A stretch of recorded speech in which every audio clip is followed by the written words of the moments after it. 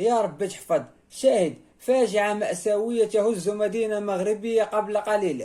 لنشاهد التفاصيل، ولكن قبل أن نبدأ اضغط إعجاب للفيديو واشترك في القناة وفعل الجرس ليصلك كل جديد.